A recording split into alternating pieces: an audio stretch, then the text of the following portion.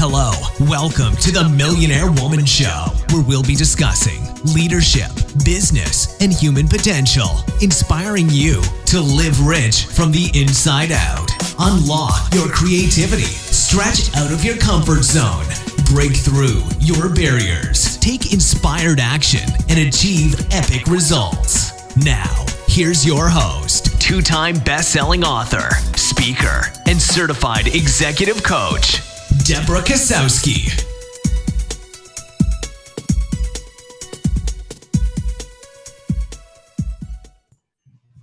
Hello, everyone, and welcome to the Millionaire Woman Show, where we talk about leadership, business, and human potential. And today's topic is about company culture.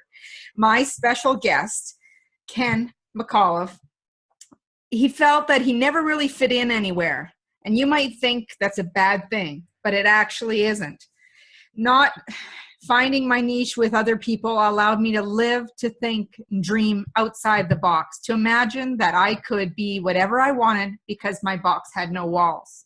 So now he's an entrepreneur pursuing ways to make the world a better place while making a living, and it's freedom that started in his heart when he was a kid.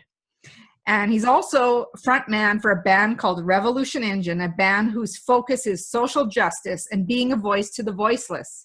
Again, it's freedom that started in his heart as a kid. Best of all, he's a husband, dad, and he focuses on love, grace, gratitude, selflessness, and teaching his family that there is no box. Welcome to the show, Ken. Hello. Ken and I actually met at a networking event, and it was called Green Futures, and it's probably not a networking event that I normally would have gone to. But I thought I always like to step out of what people consider that box.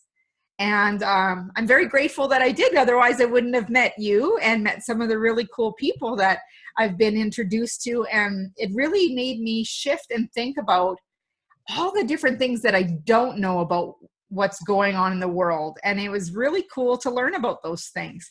But what really interested me in learning about Think Mechanical is about your corporate culture, because just recently I was in an event and I got to meet some of the people that work as part of your company, and they totally feel like family.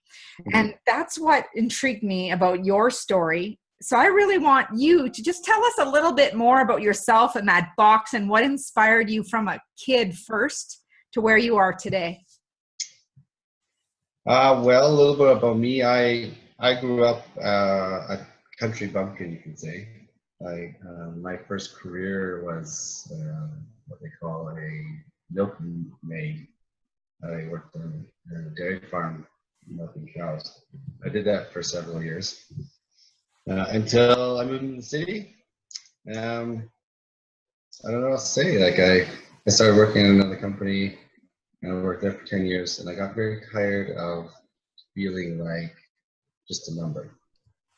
And I realized I started my journey of trying to figure out what I understand now as my meaning in life. And so I tried to inject that into my company and defining what that means. So defining success to me and defining what meaning is and freedom is. Mm-hmm. So not everybody knows this about me, but I grew up on a farm. Mm-hmm. I'm a farm girl. I used to get up early and carry those 5-gallon pails of chop and feed the pigs and the chickens and even shovel some manure.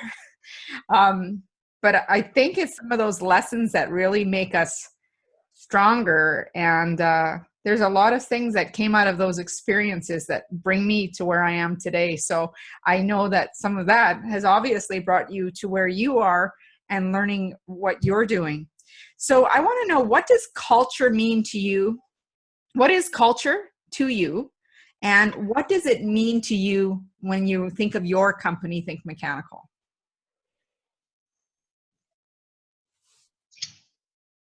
Culture is, it's hard to put into simple terms, I think, because it's kind of an elusive thing. It is how the people within the company both act and feel. And I often think that company culture is more important than what the company itself does. to me, the future of business, it's going to be vastly different than what we experience now. Right now, what we experience is a very industrial revolution, systemized form of completing work.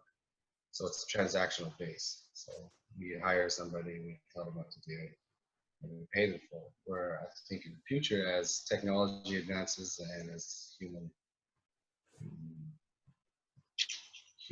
understanding of the world changes, we'll be able to move into, and what I'm trying to do is moving into companies that are operating more on finding freedom and finding meaning and aligning people with what they really desire to do with their lives, rather than finding somebody to pay them to do a job. It's more, less like work and more like living out your dreams.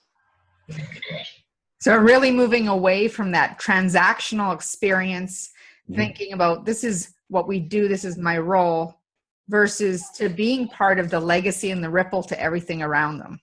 Mm-hmm. So if you were to describe your company's culture in 3 words, what would you say? I would like to say servant leadership, and only use 2 words. I'm saying that hopefully because culture is something that is built on values, the values of the company, and that's something that we've been very forward about, and figuring those out. We've been in business for 11 years, and I think it took us 8 years to figure out what our values are, and we're still evolving, I think. So what are those values? So the first one is humility, and that's where servant leadership kind of comes from. Our first value is humility, and I'm not saying that I'm the most humble person. Humility is something that I highly value, and it is how we treat each other within the company. So that does set the culture. So if you're to say, "This is my job," that's your job, and those are our limits, our boundaries. You kind of take away the ability for people to serve each other. To say, you know what, the culture of this company is built on these values. And first value is humility. So let's serve each other. So really, that's where servant leadership comes from. Is to say, no job is your job, and no job is not your job. We're here. We're a group of people that are trying to serve each other. So our first value is humility. The second one is excellence. Excellence is how we serve our clients and the people that we work with, everybody else, right? All of our subcontractors and partners in business, is to say we're going to do as excellent as possible, and that means very specifically that we're not seeking perfection. We're seeking to do it as excellent as we can without having to grind it to be perfect. Because perfection to me, perfection is then the third value is tribe, and that is recognizing that we're not a company, we are a group of people working together to complete a task, and that task is life. It's doing what we do. And the last one is social justice, and that's how we serve those who have less than us. So if you don't have a heart for people who have less than you, then you probably won't fit here. We care a lot about and do our best to serve things that have nothing to do with the company, that don't benefit the company in any way, but they benefit the around us. So being involved with different charities and different things that raise money for people who have less. That's important. So how has social justice built the tribe that you have right now? Well, we have to look at everybody that's in the company and say, well, what things do you care about? So one of our employees, Sasha, in her family, MS is something that is part of the family. So she asked, could we be involved in the MS tour? And I don't typically ride a road bike, but I will ride 190 kilometers on a weekend to support her. and to be involved with them. And it's not just about raising money. It's about, being a part of her. That's what she cares about. And so then I also care that other people in our company care about it. I want to be involved with it. Me and my wife and our family, we care about kids in other countries that don't. We've actually gone as far as going to visit them. And that does affect culture, because as your understanding changes, your culture must also change.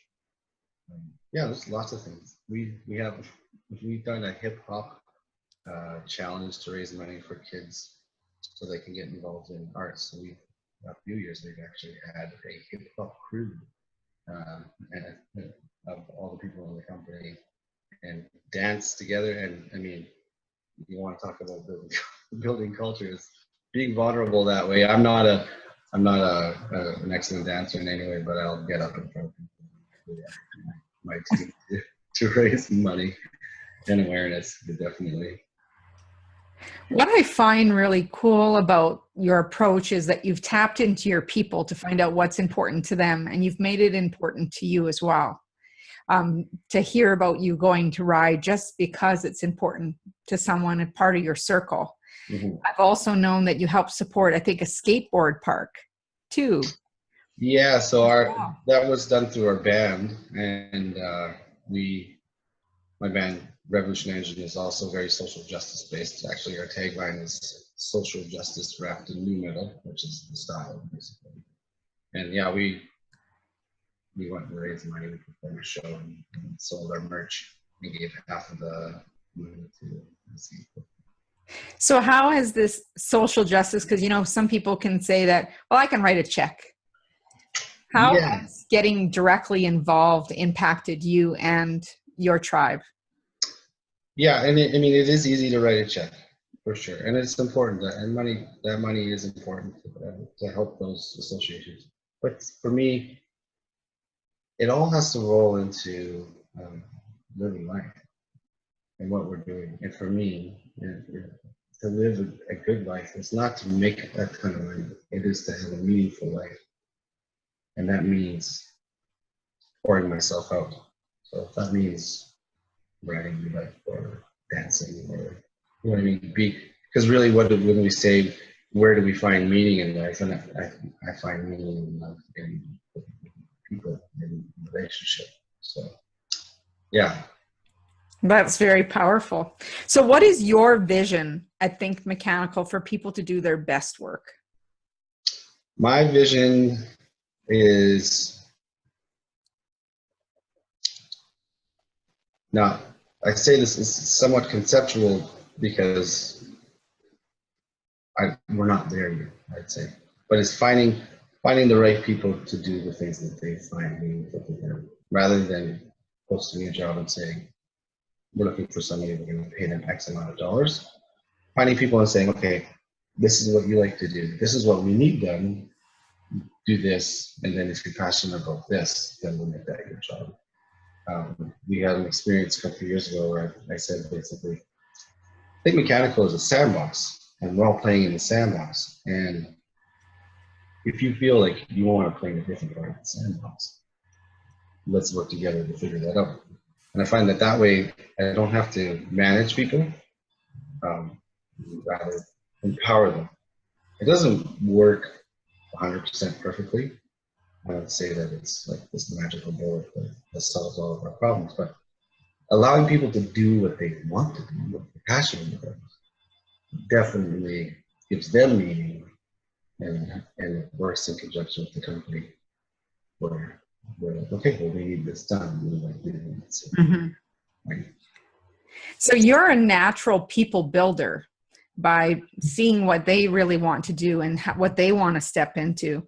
How do you ensure your company's core values are infused into everything that you do? I don't know if I do.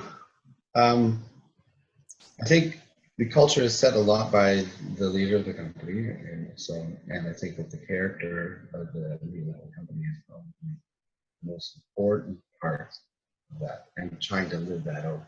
So living that out openly and vulnerably and being honest about, you know, where I am as a leader and as a person, I think allows that to infiltrate into people's lives. I talk a lot about when I'm talking to other people about leadership. I talk the difference between manipulation and transformation. Manipulation is management and, you know, making people do what you want them to do. The transformation is inspiring them to do what they want to do. There's a big difference there. So it's a matter. It's being as connected as you can with everybody, and to do that, it requires you to be as vulnerable as possible. So one of the golden threads that I'm hearing throughout this interview is the piece about vulnerability. And I know with vulnerability, there also takes a lot of courage. So where do you get your courage from? I don't know. I don't know if I'm courageous or not. And I you know, like, vulnerability is something that I think we all wrestle with. And I definitely do as well. I'm not the most vulnerable person all the time. But if I were to say where I get my courage, is in my identity. When my identity is rooted in where I think it should be, which is in Christ, then I know that my value doesn't change based on people's opinions, and it will never change. Mm-hmm. So when I'm connected to that root, to that source of truth, is when I can be most vulnerable and courageous. Yeah, I think a lot of people who are wanting to step into leadership, thinking about the vulnerability and courage. For some, that courage is hard for them because they don't have that foundation of a basis where they don't have to rely on other people's opinions. And I also find that people get into the trap of, people pleasing versus pleasing what they know that they need to do. There's a big difference between knowing to do something and just doing what you know you're called to do. So what does influence mean to you?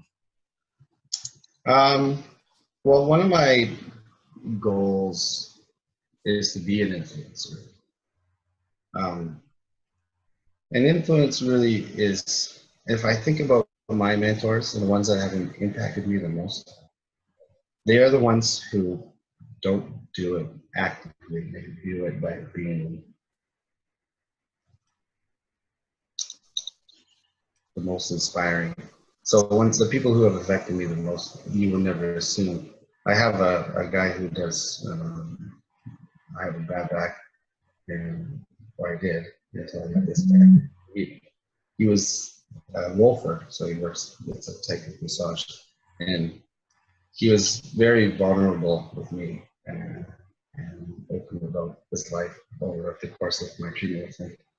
And since then, we've met a few times just for coffee, just because I don't need to give him a back and the size of his heart, the openness and just the ability for him to be vulnerable with me has impacted me more than going to sit and listen to somebody give a dissertation on, like a TEDx talk. Mm-hmm. It's the things that are really impactful that have influenced me are the people who are probably the most true to their and open about it. Yeah.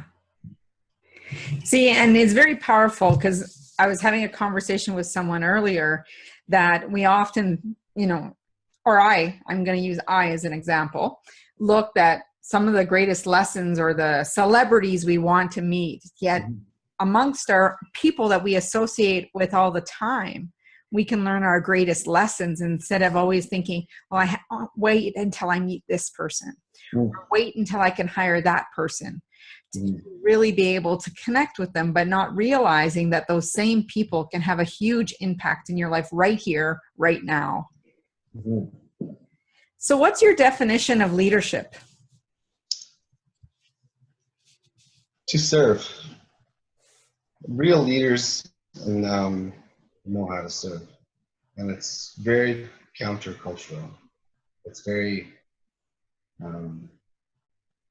it doesn't make sense. But to me, servant leadership is leading from below or beside, and that is, and again, I'm not saying I'm perfect at it, I'm against that, but it's something that I aspire to, is to lead people by transforming them, instead of by inspiring them, by being the best that I can be, by being the most vulnerable that I can be. To me, that's a leader. A leader is somebody who doesn't need people to follow them, but rather creates other leaders. Mm-hmm. So, to me, that's a leader.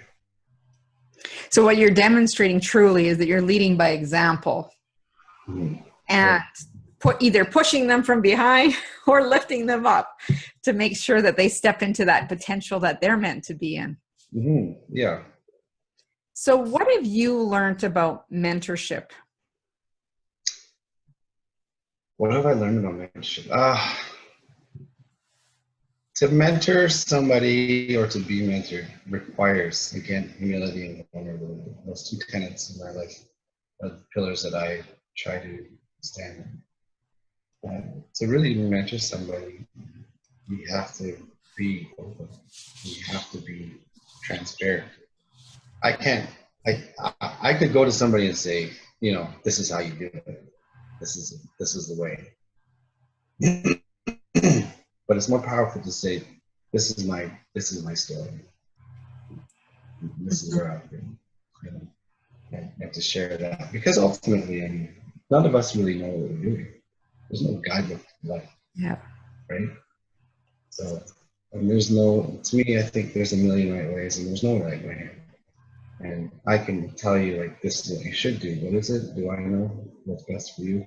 I can only share what I've done in my story and empower other people to learn through what I've gone through.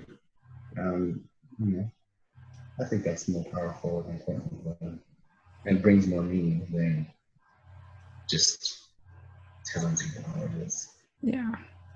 There's so much power in storytelling, especially when it comes to business, and people like, business is like the black suit, the, the white shirts, very corporate culture if you think about it traditionally.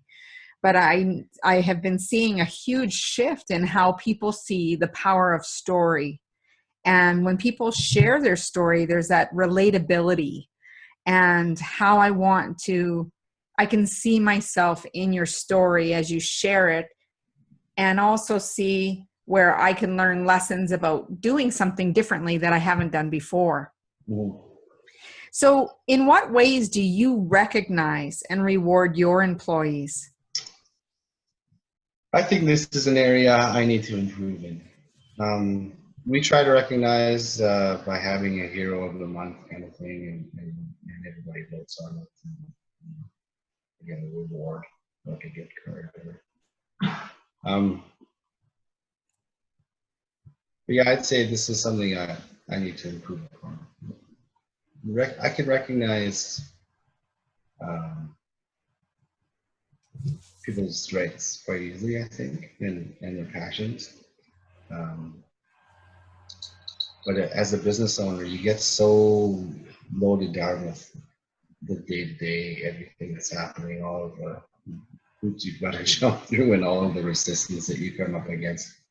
It's hard to keep that in the forefront of your mind, and people need that recognition. So I do try to do my best to be as encouraging as possible. Yeah. And to allow that to conclude. Because I value people more than I value money, and that shows in my pocketbook. But yeah, it is something that you have to be active thinking about. Yeah. So I love how you said the hero of the month, not employee of the month. Mm-hmm. What does it take to be a hero?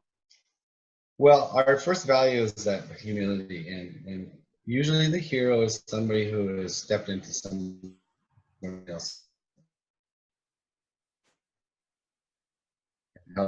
That's us to define we like to recognize people who are living by that certain leadership value.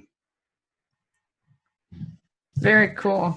Because I think everyone has that hero. They have that special capability that they don't necessarily recognize because they do it so naturally. It's part of who they are, but they don't realize that that's what makes them a hero in everyday life.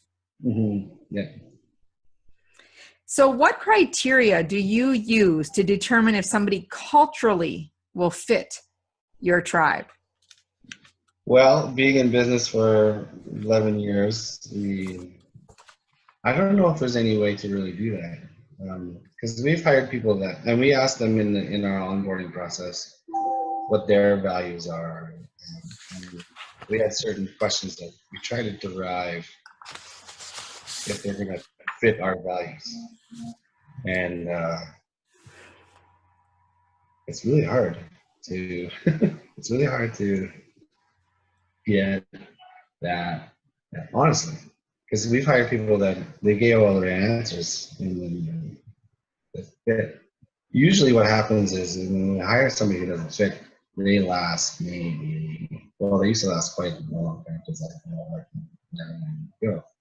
But now it's about a month to 3 months. If they come in and they've got their hand out and they're expecting everybody to, that they're there as a transactional base and they go there for a paycheck and not to be involved with the company, the other people within the company, the group, they usually don't last. The rest of the people in the company are, it's like having a virus. It's a poor way to say it, but it's just, it doesn't fit. So I'm usually told, like, this person's not fitting. If I was to ask one of your employees to describe your company's culture and why they work for you, what do you think that they would say? One of them saying, "Maybe I'm working." What would you say? Good question. If I was to ask you to describe our company culture and why you work for me, what would you say? Allowing me the freedom to be myself, to take things that I enjoy and passionate about and learn how to apply them to something greater than myself. Take something like our renewable energy. It's not just renewable energy, but it's a way that we can help people realize that they don't have to be stuck with corporate companies or freedom to like things that might be nerdy or geeky to me, but able to apply it to something to help my brother out scaling his business. And then on top of that, it allows me freedom that I'm working in the kitchen or I can work at home. I'm not stuck to a standard business model. So it just makes it more like a family instead of a job. There you go. So we hired Brian to do sales because that's the role that we needed. But I really hired Brian because I know his heart. I saw it. And I know that whatever he's going to do in life, he's going to be passionate about what he's doing. Yeah. And so we hired him to do sales, but he doesn't do sales. He didn't like it. It didn't work. Yeah. So now he does marketing and he does actually a lot of coding because we're building our own app to manage the guys in the field and to connect cargo boards and property managers together so that there's not any ambiguity around communication and work being done. Mm-hmm. So, an unknown talent that he had was coding, and I had no clue. He was amazing at it, and actually much smarter than I am. And so being able to just say, okay, sales is not do this, and it'll benefit us this way. Yeah. See, and whereas other, leaders, I can see them saying, well, you're not the right fit. But what I really heard is that you have a lot of heart and soul in business, and you provide that freedom for people to grow into who they need to be. and not restrict them on what you need them to do for you versus tapping into learning what they can do for you. And you've uncovered this secret gift of coding to really shift and provide you with treasure as well. Well, yeah, I mean, it ultimately has to work, right? Like if Brian's passion was knitting, it might not be a fit. We don't sell blankets. But his passion is coding. Literally, he loved it, and he's amazing. Yeah. So, yes, we have a role for that, and as long as we can make it work. And it's a bit of like, okay, can you help us with this? It's not something that you love, but as a company, we have to do certain things, right? So. It's like taking out the trash. Not everybody likes to do it, but it has to get done anyway. It has to get done. To do it, right? Yeah. And it's finding that balance and making it work, because ultimately, if you hire people where you have to manage them, and because it's transactional based culture, then really, what's the point of what you're doing? You know what I mean? Like, are you here just to make money? And that's something I struggle with. Like, I know a lot of entrepreneurs and they're successful monetarily because their values are to make money. So I'd say I suffer financially because of my values, but I feel like I'm living a life that has a lot of meaning as well. I think there's a tipping point that comes because my personal belief is when you invest in people first, that's when the money follows, because it's about people. And the whole, like I was talking about the golden thread, one of the biggest things for me when I think of our interview today is helping people who are listening, who are watching this video, that if you're running a business or an organization, or even in your own life, start moving away from transaction to transformation. I bet you never thought that was coming out of this interview. That's what has really rang through for me about all the conversation that we've had so far, is that it's really moving away from that transaction to really helping people transform. And it's with intentional actions, but it's not like I'm going to transform you. It's a natural progression as you start seeing their strengths and giving them the freedom to be who they are and how they share in your vision. And I think that is so powerful. Yeah, I hope so. You know, so I know it. So final question for you, Ken. How do you define success? Easiest question of the day. Success to me is pouring my life out. All of the things that are me, that make up this person. Pouring those out into the world around me. Pouring out my love for people, pouring out my gifts and my talents and my skills into the world around me, and people around me. That's success. And you can never love people too much. That's one rule I live by. That's success. It's just can't love people enough. But it's an impossible thing. That's an awesome base of your culture. So my final thing for you is, how can people stay in touch with you or learn about Think Mechanical and what you do? ThinkMechanical.com. We also are on Facebook, Think Mechanical, Facebook and Instagram. Yeah, that's it. Communicate to me through that, any of those venues.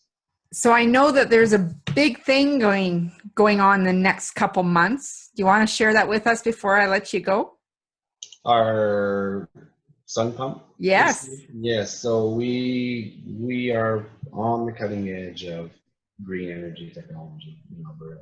And we've installed the first solar geothermal system, where it's a geothermal heat pump connected to solar thermal panels in a unique way. And it's the first installation in Alberta. It'll be on the Eco Solar Tour on June 4th.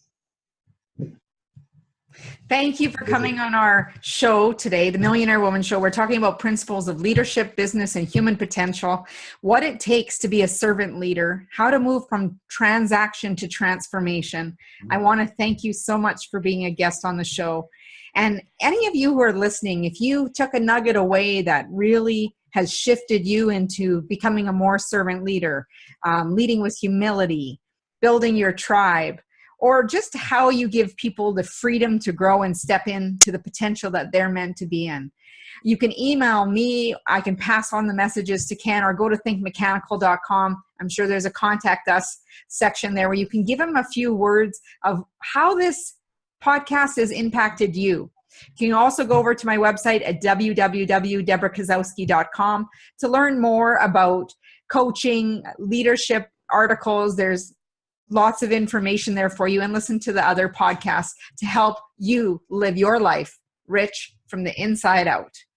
As Mahatma Gandhi said, be the change you wish to be in the world. And my final message is always making today great. Thanks for joining, everyone.